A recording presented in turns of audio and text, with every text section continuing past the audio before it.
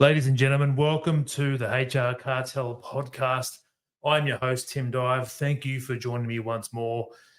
Flying solo again today, and a big shout out for those who attended just yesterday. Actually, it was a small business luncheon that we hosted with the Coffee Commune, Phil DeBella and Dominique Lamb, who was the former Small Business Commissioner. Now she is in the IOC organisation aligned Brisbane 2032. The Brisbane Olympic Games. So for all of our members, there are HR Cartel members inside the portal, the members portal today. We've posted all the links that you need to go and check out or register your business to get into the supply chain for these Olympic Games, and also see what's up for grabs. There's a lot, right? There's a whole lot in there up for grabs. There's no way that even the biggest businesses in our industries can handle the supply of everything that this Games is going to need in Brisbane. The other thing is, and this is true, people in construction will know this, that this Brisbane Olympic Games, it's scary how much work, how many employees, the workforce needed, the supply chain needed, all of that stuff just to deliver that Games for 2032. That's scary enough. But it's probably less than 10% of all the projects that Queensland and Brisbane need to deliver across that period, right? So that's even more frightening. And you would have heard, I'm pretty sure Paul from PD Project Delivery in our last episode mentioned that. If he didn't mention it on the podcast, he definitely mentioned it to me. And when I was talking to some people yesterday who are in construction, they confirmed it as well. So, there's so much going for Queensland right now. We're based in the Gold Coast in Queensland, obviously, and we also work out of Brisbane too. But there's just so much going for Queensland right now. And if you get on the train, if you just register for these supply chains, if you start talking to people, don't think that your small business is too small, and don't think that you don't supply a product or a trade or something like that. So it doesn't involve you. It does involve you, right? Marketing people and all sorts of consultants are needed too. So anyway, get on the websites. If you're a member, again, jump into our members portal. All the links you need to go and register and check if your business is right to get into that supply chain is there. Look, for those coming for the first time, welcome. You're welcome back. Do come back. Make sure you click follow, like, subscribe on the platform you're listening to this on. You know what? Give us some comments. Do me a favor. Give us some comments. We see the demographics. The demographics are awesome for this podcast. We're very even. The last check it was anyway, very even, male, female, and all that sort of stuff. So we've got a good mix of people. I'd love to see some comments from you to see what you want to hear about. Today, what I'm going to talk about is a bit of I'm going to carry on from yesterday. Yesterday at this small business luncheon, I gave a bit of an introduction to who the HR cartel was and why we exist. And it just, when I'm asked that question, I tend to go into the why we exist bit, because to understand that, you've got to know the world we live in right now. And fortunately, for many, many businesses out there, they don't ever, up to today, they rarely get involved or pulled into these big legal disputes, massive fights with employees and that sort of thing, right? But the chance that you can avoid that for too much longer is slimming. The percentage is increasing that you will be involved in something like this at some point too soon. So I'll tell you all about that anyway. But also a bit of an update on where we are on other things. The CFMEU Queensland inquiry is happening right now, and the names that if you're in that industry that you know about, are all being mentioned and dropped again. Of course, you've got the CFMEU diehards in construction, these workers who just go, I don't care. But frankly, you should be removed from that sector as well. Your membership should be revoked as well, because if you don't care about corruption, then you are the problem, right? We kind of sit back and we go, look, it doesn't affect us. It doesn't hit me. I don't understand it. It doesn't worry me at all. But you know what? It actually does. It impacts the cost of everything in this country. Not to mention, I'll give you an example of where this money flows, right? We're talking about CFMEU are alleged now, two people in the CFMEU alleged right now from from the administrator to have diverted funds from the national the national head of that union to their own Queensland base that those two are running, right? And they're saying that they've funneled $50 million to themselves, and they've paid off fines, they've paid legal fees for members, members who are breaking the law on construction sites, industrial relations fines and penalties. They're paying those out, as well as getting some favours as well, right? Let's just talk about how this works with the current government that's in play right now. This particular union, the CFMEU, if you remember, the heads of it, John Secker, especially down in Victoria, beating his chest and threatening the Labor government when they got elected back in 2022. If they didn't abolish the ABCC, which is the Building Commission, which was the group who were keeping the unions in check, right? This was the group who was monitoring the union conduct, and when they were breaking the law, they were putting them in the court and making them accountable. This CFMEU itself alone, this one union alone, was I think they've got more than $16 million in penalties in this short period of time. We can give more information on that if people are interested, right? But that was the conditions. They said, well, we've given you millions of dollars, we've given you workforce and manpower to lobby for you and get you into power, win the election. You now owe us. Number one, abolish the ABCC. The Labor Party did exactly that, right? And then the ACTU, which is the big group of trade unions, lobbied so hard against the government, and they rolled out 153 different changes to the IR system, all in their favour, right? A massive wish list, every box ticked and granted. Now, let's talk about superannuation, right? Superannuation funds, these super funds that are owned, they're kind of, what are they called? Industry funds, they call them. And many of us in Australia are members of these funds, right? Nothing here that I'm going to mention to you is illegal. I'm not alleging that they're breaking the law. The fact that it is lawful is a bit shocking, but I'll give you one example of why these unions need to be controlled and why you should be caring about it, right? The government is very keen to get their hands on superannuation money. Jim Chalmers demonstrated that. Thankfully, he backed off a little bit, but they're still trying to get their hands on your superannuation money, right? These big superannuation companies, they're not allowed to donate to political parties. Not allowed to. These industry super unions, they're half owned by the ACTU and the employer groups, basically. The ACTU has what I can see, if I'm reading between the lines, an overwhelming control over who gets appointed into CEO roles, into management roles and stuff like that, into the superannuation funds. Now, these superannuation funds will get companies like, well, not companies, but unions like the CFMEU, for example, to come into their union and run training, right? And in return for that training, they get paid lots and lots and lots and lots of money. And then that money gets donated back into the Labor government. Now, you don't need to take my word on this. There's a website you can look up. I might put the link to it in the show notes to here.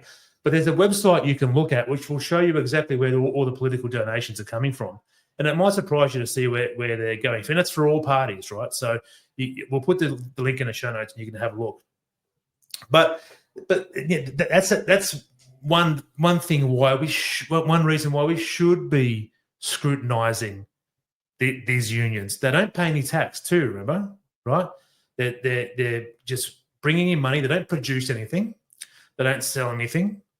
They don't they don't improve productivity. And in fact, they're specifically against productivity. They don't let you performance manage workforces. They just get in the way of everything. And essentially all they really are is a money collecting arm for the Australian Labor Party. And when it starts to stink too much, the Australian Labor Party will put you into administration. But make no mistake, this stuff is still going on, right? Now, like I said, nothing illegal is happening with that stuff. It's all lawful and it's just occurring. But that's just one thing. Let's go back to 2021, 2022, right, when there was about 29,000 cases in the Fair Work Commission. Now, that number is a good measure on what the temperature is like in Australian workplaces. So back then, around 30,000, and you could expect to see 30,000 cases most years, right? You get the occasional spike here and there, but around 30,000 will be typical. Then the ALP wins an election in 2022, and the Labor Party was not in power for about 10 years before that, almost a decade. And so the union wasn't going to let this go, right? The union jumped on board. The union is the Labor Party. Make no mistake about that. We can talk more about that if you need to, but they are the Labor Party.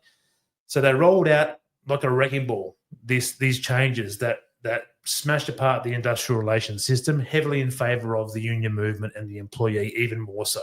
Okay.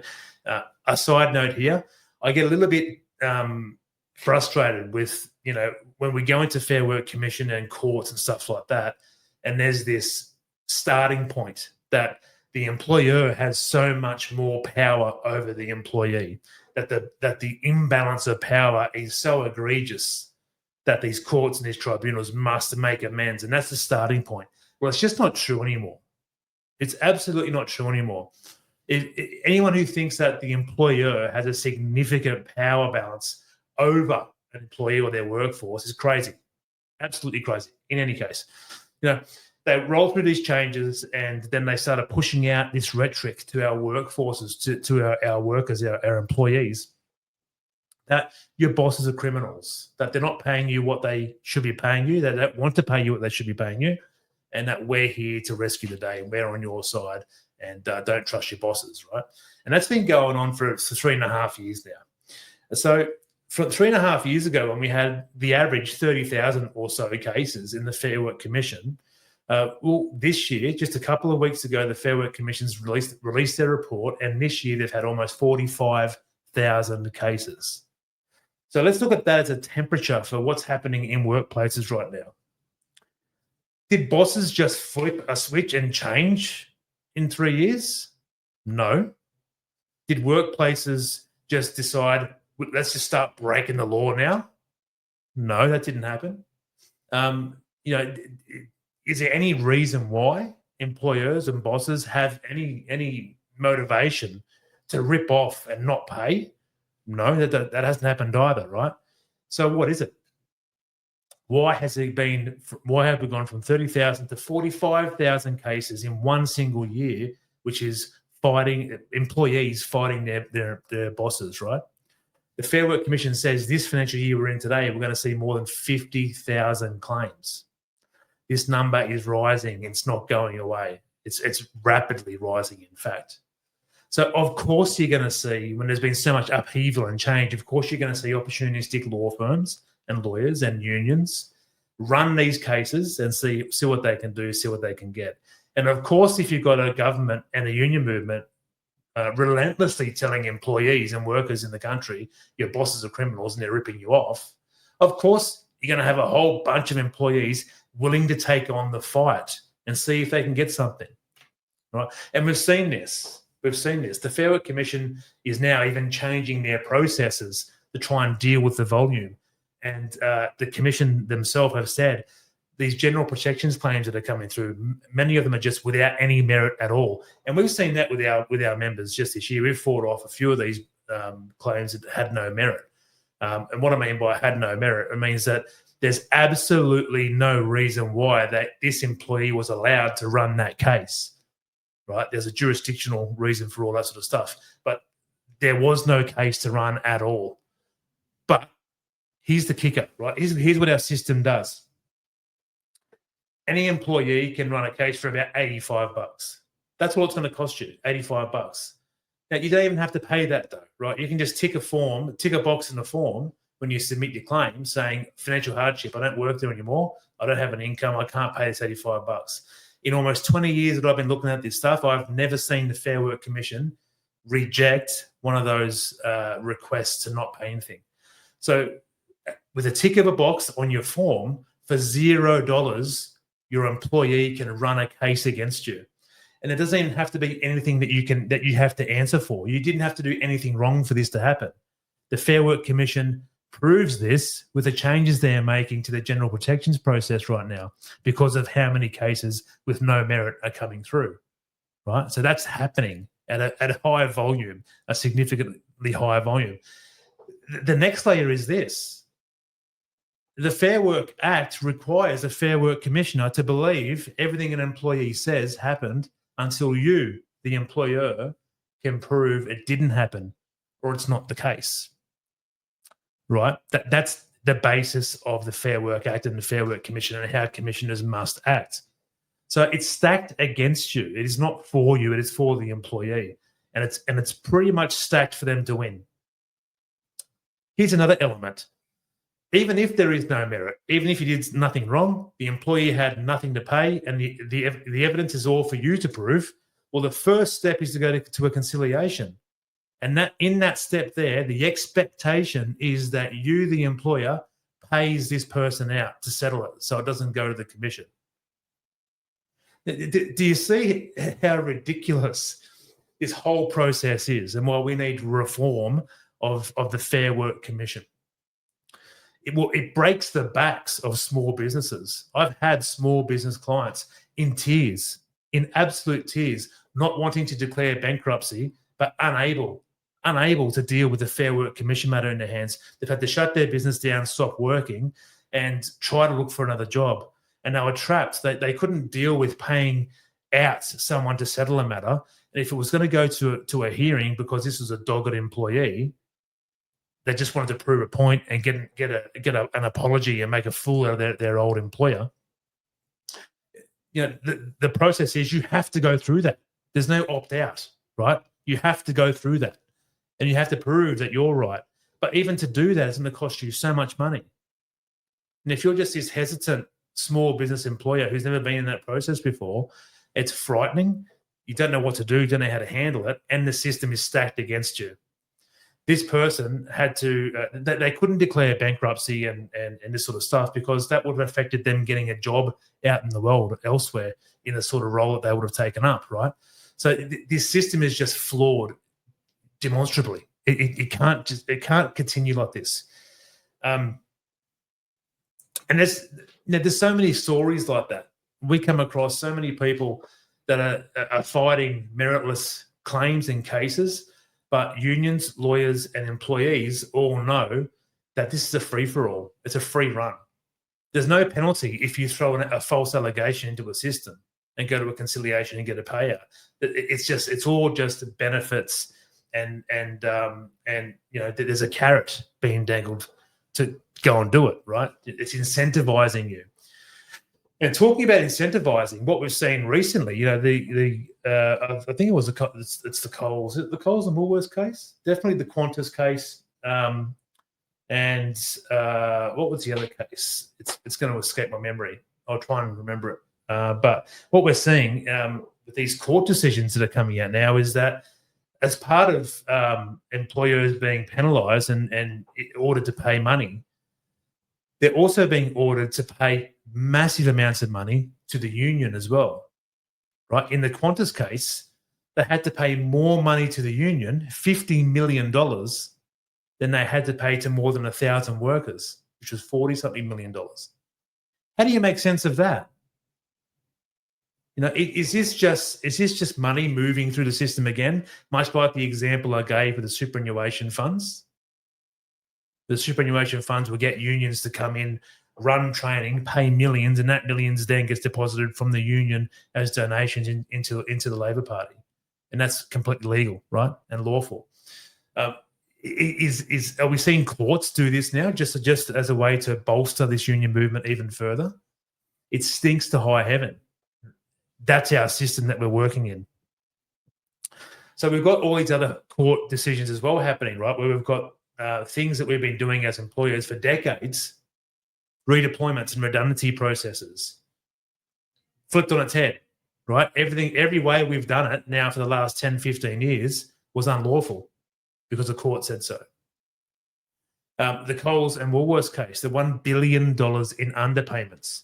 There's no demonstration that they actually did underpay anybody. They just didn't have the evidence to prove they didn't. Right, and that was much the case with that Qantas claim.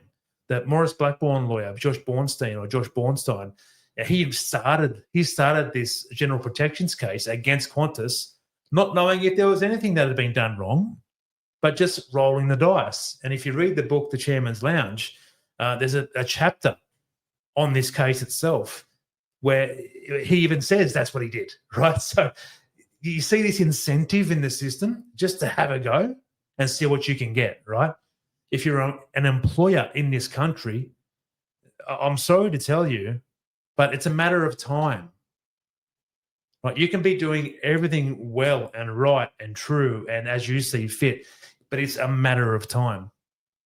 And let me tell you, the gap is enormous, right? This gap between what is right, what is just, what is fair, what is reasonable, and what is seen as fair and reasonable in a court is miles apart. That gap is so far apart and employers haven't caught on yet. We're still talking to some employers about wage theft, and you say, well, what about wage theft? Do you know about that? And they shake their head going, what are you talking about?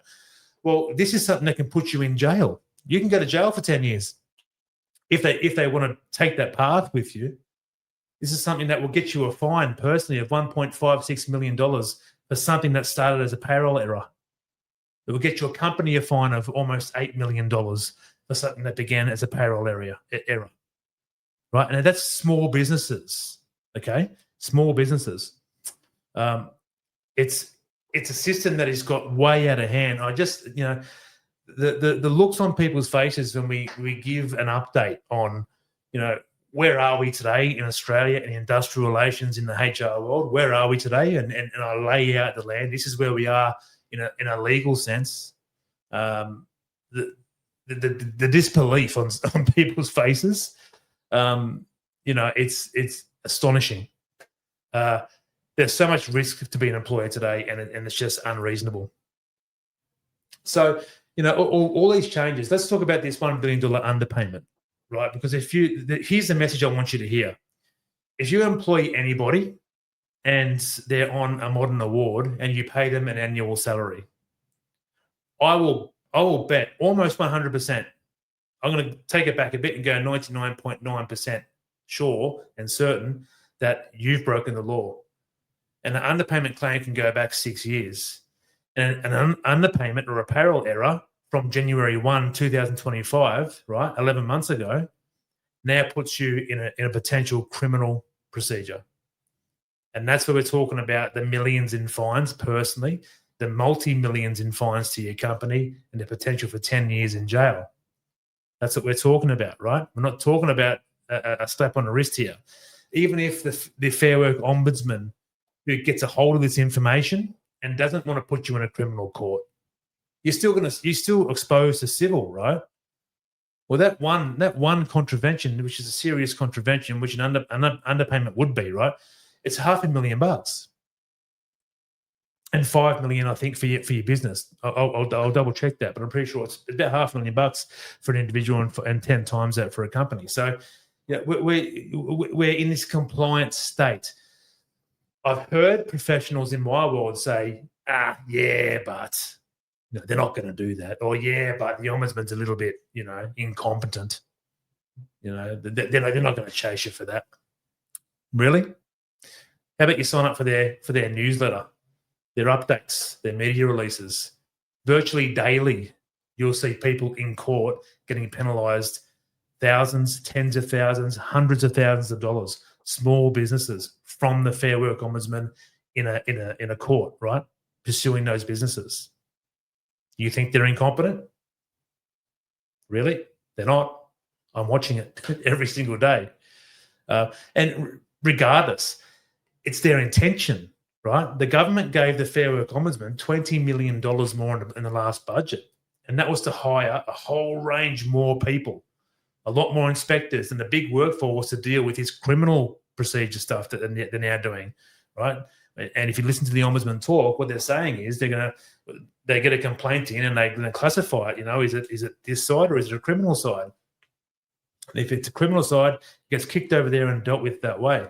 We haven't seen a criminal case yet because it's so new and so fresh, but don't worry, we're going to see it. We're absolutely going to see it. It's out of hand. We're in a compliance state. And if you think, it's a bit harsh, they're not really going to do it, I worry for you. I do worry for you. And you need to be better than that. if you're running a company, you've got to be more aware of these things and ready for these things. So how do you deal with it? How do you deal with it in this compliance state we're in? Look, our HR Cartel portal, I've modelled that. We released it in January this year when the wage theft criminalisation became live. And I've modelled it in accordance with what the Ombudsman wants to see smaller employers do to prove that they've done what they can to stay up with the information, stay up with the changes, understand IR, understand how to make decisions, understand award coverages, getting advice as well, because these are the only defences you're going to have to demonstrate that your underpayments or wage errors weren't intentional. Right? You've got to demonstrate this stuff. If you can't demonstrate it, well, then you're in a hard position, right? Part of this is doing proactive audits. And if you don't, when I say audits, it sounds big and expensive. It doesn't have to be, right? We're talking about proactive. So you get a section of your workforce. If you've got 10 people, pick 3 or 4. Get a 4-week block and look at timesheets. If you're not doing time recording, start doing time recording. Podcast episodes that have been previously aired, I've mentioned this. There's no reason why anyone has to not record time anymore, especially if you've got award covered employees and you're not recording time. It's a time bomb, right? That's your only defense if someone says I wasn't paid enough. And it's not about the hourly rate. It could be about a loading or a shift allowance, or a multi-story allowance, or a this or a that, or a confined space or a meal break allowance. It could be anything at all. You need to have this stuff documented and recorded. And this is why I'll go back to what I said before. I don't think that anyone is actually compliant in the country. We've done our research. We've found one system globally that will do what an Australian court requires us to do as employers, which is in real time have a compliant record of allowances, loadings, penalties, hourly rates, overtimes, all that sort of stuff, right? But the problem is that one system only has about 13 awards geared for it. So even there, it's not covering everything, right? You speak to these big global payroll companies and payroll system and software companies. They're not interested in producing something for Australia, right? It's because Australia's rules are so ridiculously complex and complicated and layered. It's not worth it for them to design their system to work here. We're a small drop in the ocean in terms of global businesses that these massive companies can work with. And our IR system it's gone so far away from anyone's ability to understand it that even companies with 200-person HR teams and legal teams can't get it right. Right? Coles, Woolworths, BHP Billiton. Should I go on? There's so many big companies I can name, but they can't get it right. They make mistakes all the time.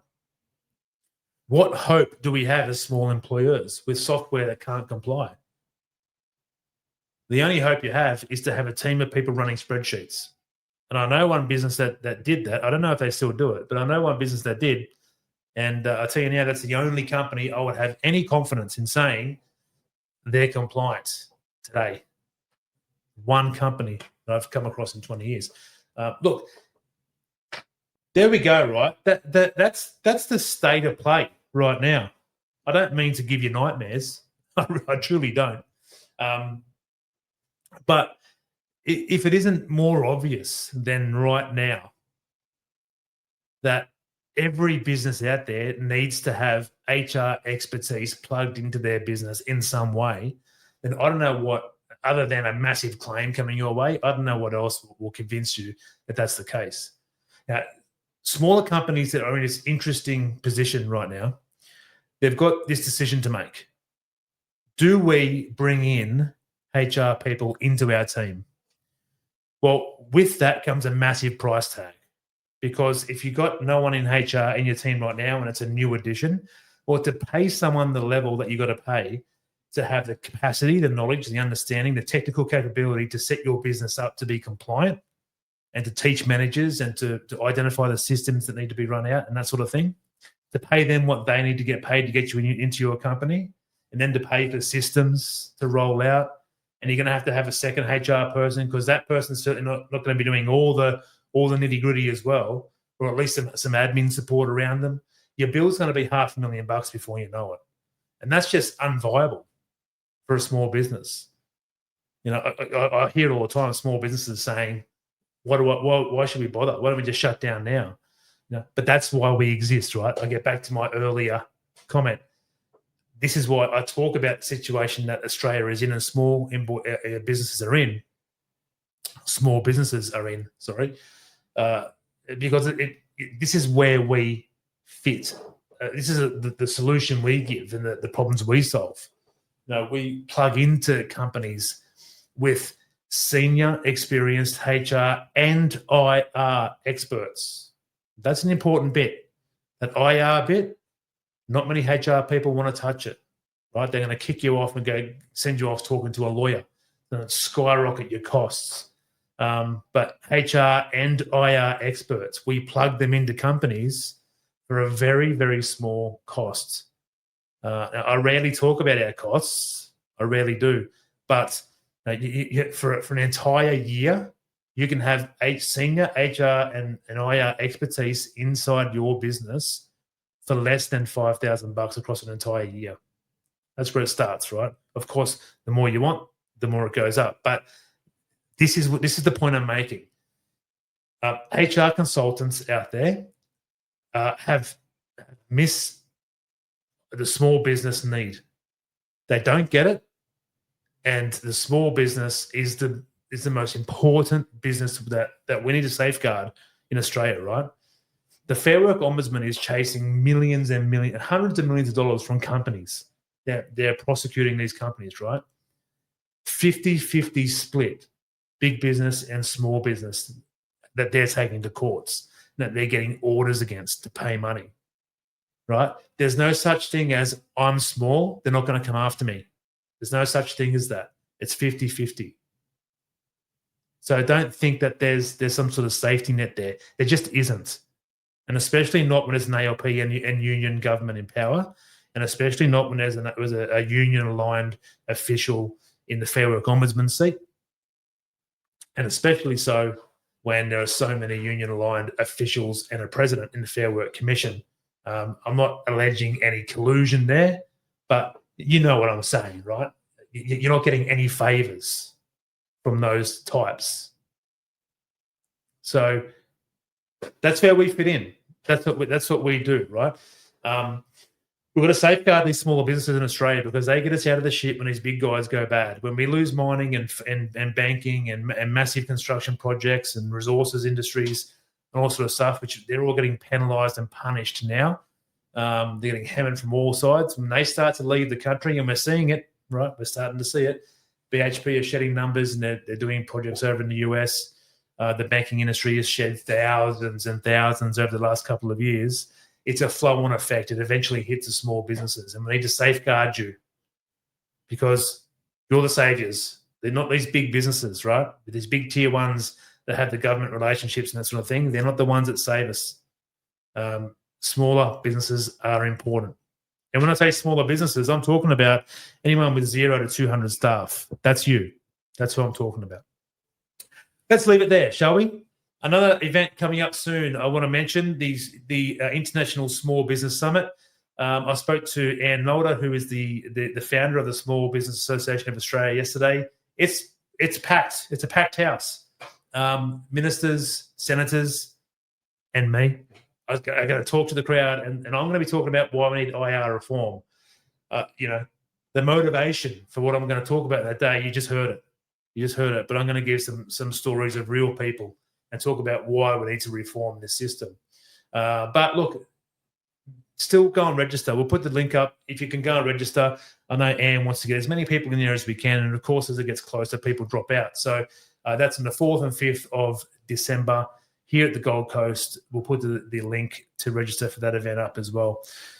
Look, Thanks for coming along. If you haven't gone there yet, go to www.hrcartel.com. Go to join the cartel. Scroll down, fill a little form in. Tell us why you want to join the cartel. Tell us a bit about yourself, or go to our contact page. Drop a little question in there, and we'll get back to you ASAP. Until next time, keep a tight workplace, and we'll talk soon.